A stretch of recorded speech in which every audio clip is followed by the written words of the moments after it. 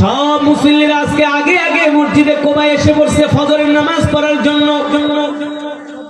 মসজিদ কমিটির সভাপতি মুসল্লিরা বলে, আজকে যদি ইমাম সাহেব সূরাতুল ইখলাস তেলাওয়াত করে নামাজের মধ্যে, তাইলে আর ইমাম সাহেবের ক্ষমা নাই।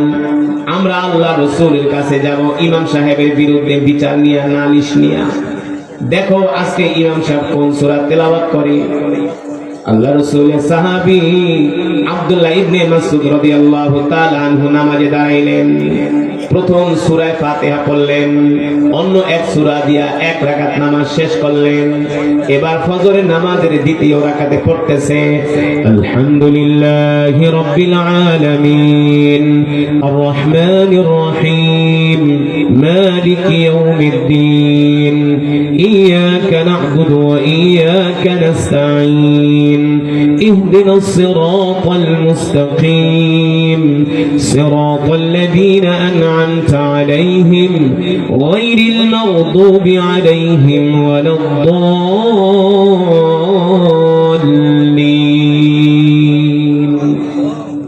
মুসল্লিরা খুব অধিক আগ্রহে খেয়াল করতেছে, মনে হয় আজকে ইমাম সাহেব সূরা ইখলাস না পড়া অন্য একটা সূরা পড়বে।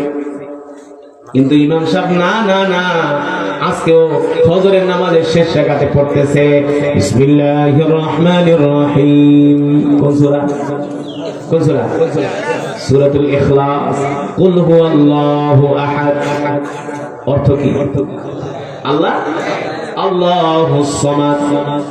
আল্লাহ তাআলা কারো মুখাপেক্ষী না, ঠিক কিনা বলেন? লাম ইয়ালিদ ওয়া লাম ইউলাদ। আল্লাহ তাআলা কাউকে জন্ম দেয় নাই।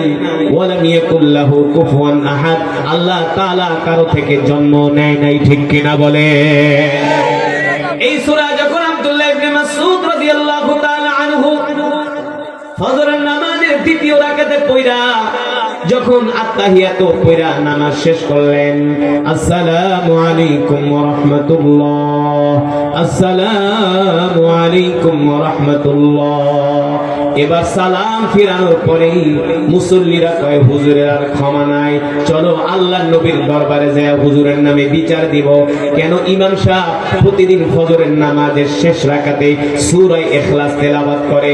কোরআনের ভিতরে কি আর কোন সূরা নাই? সব মুসল্লিরা মসজিদে কুবা থেকে হেঁটে হেঁটে মসজিদে নববীতে গেছে ফজরের নামাজের পরে আল্লাহর নবীর কাছে বিচার দেওয়ার জন্য। আল্লাহর নবী ফজরের নামাজ পড়া মসজিদে নববীতে বৈশা বৈশা জিকির করতেছে। আর যখন মসজিদে কুবার মুসল্লিরা আল্লাহর নবীর সামনে যাইতেছে, এই দৃশ্য দেখা আল্লাহ রাসূল মুস্কি মুস্কি হাসতেছে। কারণ আল্লাহ তাআলা গতকাল রাতে জিবরাইলে পাঠায় দিয়েছে, ও জিবরাইল যাও যাও আমার নবীকে যায় বইলা দিয়ে আসো, আমার হাবিবকে যায় বইলা দিয়ে আসো, আগামীকাল সকালবেলা আমার প্রিয় বান্দা আব্দুল্লাহ ইবনে মাসউদের বিরুদ্ধে তার মুসল্লিরা বিচার নিয়ে যাবে আমার হাবিবের কাছে। আমার হাবিবকে বইলা দাও ওই বিচারের রায় যাতে আমার হাবিব আব্দুল্লাহ ইবনে মাসউদের পক্ষে দিয়া দেয়। আল্লাহু আকবার। এটা আমার রবের নির্দেশ। কার নির্দেশ? কথাটা ভালো করে খেয়াল করেন। আল্লাহর নির্দেশ। আল্লাহ বলছে, জিবরাইল যাও যাও আমার হাবিবকে বইলা দাও মসজিদে কুবার মুসল্লিরা আমার বান্দা আব্দুল্লাহ ইবনে মাসউদের বিরুদ্ধে তারা বিচার নিয়ে যাবে। কেন? আমার আব্দুল্লাহ ইবনে মাসউদ প্রতিদিন ফজরের নামাজের শেষ রাকাতে সূরা ইখলাস পড়ে, এই কারণে তার নামে বিচার নিয়ে যাবে। আমার হাবিবকে বইলা দাও আমার হাবিব যাতে মুসল্লিদের পক্ষে রায় না দেয়। আমার বান্দা আব্দুল্লাহ ইবনে মাসউদ যে সূরাতুল ইখলাস ফজরের নামাজের শেষ রাকাতে তেলাওয়াত করে, এটা আমি আল্লাহ তাকে সমর্থন করি।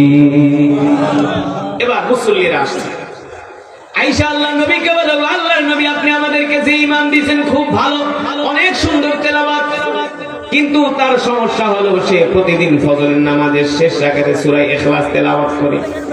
এই কথা শুনে আল্লাহর নবী মুস্কি মুস্কি হাসতেছে। ওইদিকে আবার আব্দুল্লাহ ইবনে মাসউদ রাদিয়াল্লাহু তাআলা আনহু, সেও মনে মনে ভাবতেছে অনেকদিন ধরে আল্লাহর নবীর সাথে দেখা করি না, আমিও একটু আল্লাহর রাসূলের সাথে দেখা করতে যাই। সেও তাসবিহ নিয়া জিকির করতে করতে সুবহানাল্লাহ, আলহামদুলিল্লাহ, লা ইলাহা ইল্লাল্লাহু আল্লাহু আকবার জিকির করতে করতে আল্লাহ নবীর কাছে দেখা করতে আসছেন। আল্লাহ নবী মসজিদে নববীতে বসে আছেন। আব্দুল্লাহ ইবনে মাসউদ মসজিদে নববীতে ঢুকে দেখে তার মুসল্লিরা আল্লাহ নবীর সামনে বসা। এখন এক মুসল্লি আরেক মুসল্লির ব্যাপারটা, আমরা যে আইসি ইমাম সাহেব জানলো কেমনি? আমরা তো আইসি ইমামের বিরুদ্ধে বিচার দেওয়ার জন্য, কিন্তু ইমাম সাহেব জানলো কেমনি? এক মুসল্লি আরেক মুসল্লির ব্যাপারে বলছিলাম না, এই ইমাম হইল ভালো ইমাম, সব জানে, কেন বিচার নিয়ে আইসস? এখন তো আব্দুল্লাহ ইবনে মাসউদকে দেখা সবাই ভয় পেয়ে গেছে। আরে হুজুরের নামে বিচার দিতে আইছি, হুজুর কেমনে জানলো? একজন আরেকজনের চোখের দিকে তাকায়। আল্লাহ নবী মুস্কি হাসি দিয়া বলে, আব্দুল্লাহ ইবনে মাসউদ তাআলা ইজলিস হুনাক, আব্দুল্লাহ ইবনে মাসউদ এখানে বসো। এবার ওই যে মুসল্লিরা বিচার দিছে, ও আল্লাহর নবী, আপনি আমাদেরকে যে ইমাম সাহেব দিছেন সুন্দর তেলাওয়াত করে, সুন্দর বয়ান করে, কিন্তু তার সমস্যা হলো সে প্রতিদিন ফজরের নামাজের শেষ রাকাতে সূরা ইখলাস তেলাওয়াত করি, কেন কোরআনে কি আর অন্য কোন সূরা নাই? এই বিচার দেওয়ার পরে আল্লাহর পয়গম্বর বিশ্বনবী রাহমাতুল লিল আলামিন বলে, এ আব্দুল্লাহ ইবনে মাসউদ, তোমার মুসল্লিরা আমার কাছে বিচার নিয়ে আসছে, তুমি নাকি প্রতিদিন ফজরের নামাজের শেষ রাকাতে সূরা ইখলাস তেলাওয়াত করো, কারণ কি? কারণ কি?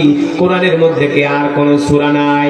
তুমি কি অন্য কোন সূরা তেলাওয়াত করতে পারো না? এই কথা শোনার পরে আব্দুল্লাহ ইবনে মাসউদ রাদিয়াল্লাহু তাআলা আনহুর চোখ দিয়া ঝরঝর করে পানি পড়তেছে।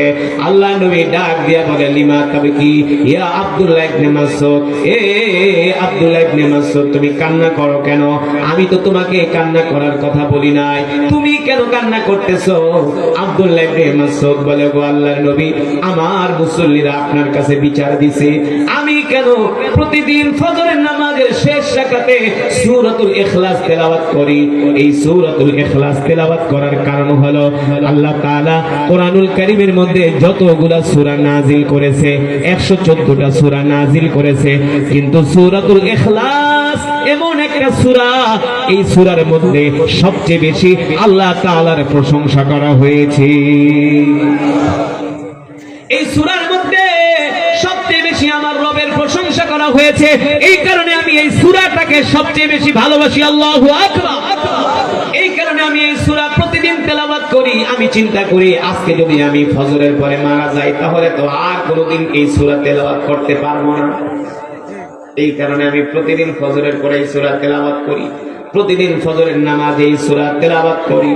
এই কথা শোনার পরে আল্লাহ নবী মুস্কি হাসি দিয়া বলে, আব্দুল্লাহ ইবনে মাসউদ, তুমি যে সূরাতুল ইখলাস তেলাওয়াত করো, এটা শুধু আমি সমর্থন করি না, গতকাল রাতে আল্লাহ তাআলা জিবরাইলকে আমার কাছে পাঠিয়ে দিয়েছে।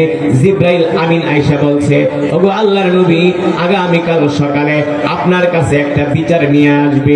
আব্দুল্লাহ ইবনে মাসউদের মুসল্লিরা সে কোন সূরাতুল ইখলাস তেলাওয়াত করে, এই কারণে তার মুসল্লিরা তার নামে বিচার নিয়ে আসবে।